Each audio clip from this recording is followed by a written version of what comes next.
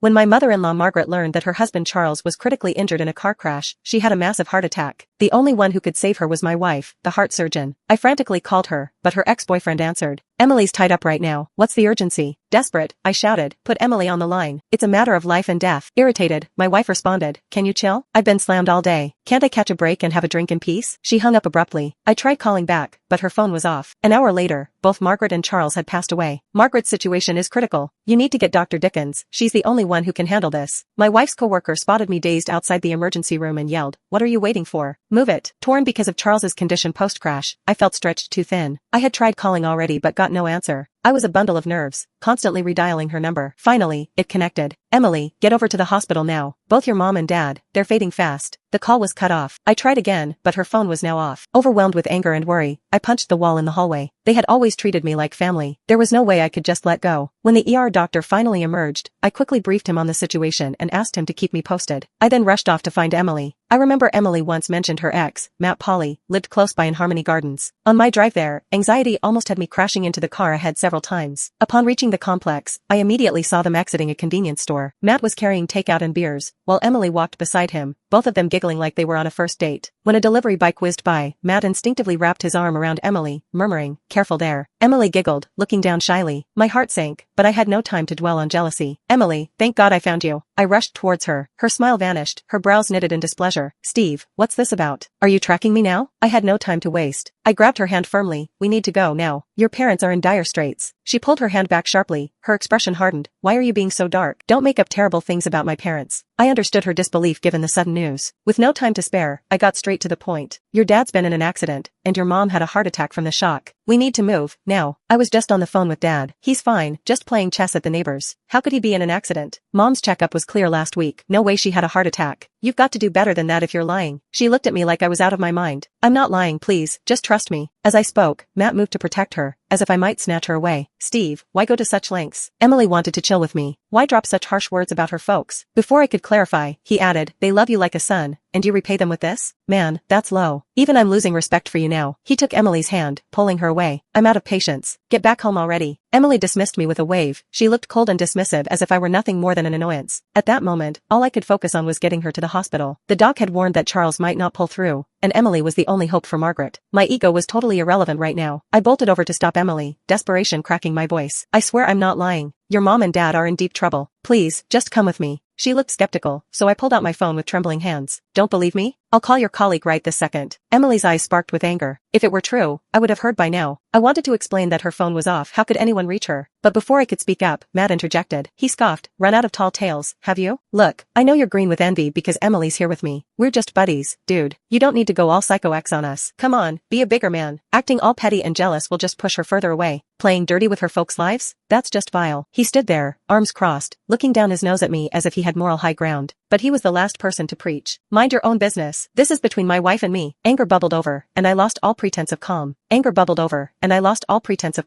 reasonable guy would have zipped it by now, but Matt, no chance. He turned to Emily, putting on a victim's face. "See, Emily? I was spot on about him." Emily's face turned stormy. "What's with you? Why can't you just back off? I just wanted to unwind with Matt, and you're making a mountain out of a molehill. I've been slammed at work, finally got a break, and I can't chill with a friend? Ever heard of giving space? Matt's just being decent, and you're treating him like trash. Is this how you treat people?" She was all up in my face, her finger nearly poking my nose. I didn't have time to argue, not with Charles and Margaret hanging by a thread. I pushed down the rising turmoil inside. Sweating, I wiped my brow and pleaded in a low voice, "They're in the ER, your parents. Are you really gonna ignore them for a drink?" Emily paused, seeming to catch the sincerity in my voice. "Emily, look, it's our old school friends." Matt pointed excitedly at a nearby restaurant. Through the large glass windows, a couple inside noticed them and waved. "What are the odds? Haven't seen them in ages. Let's catch up." Emily started to leave, but I grabbed her, desperate. "We're running out of time." "I'm not lying. Your parents are waiting for you. You're their only kid. Don't miss saying goodbye to your dad. Don't just watch your mom pass away." Matt was relentless, his tone icy. "Steve, you done with your drama? Enough already." He started pulling Emily away. She chose him without a second thought. The thought of Charles and Margaret potentially dying alone crushed me. Tears flooded my eyes, and I dropped to my knees. "Emily, if I'm lying, let the sky fall on me. Please, let's go to the hospital. I'm begging you."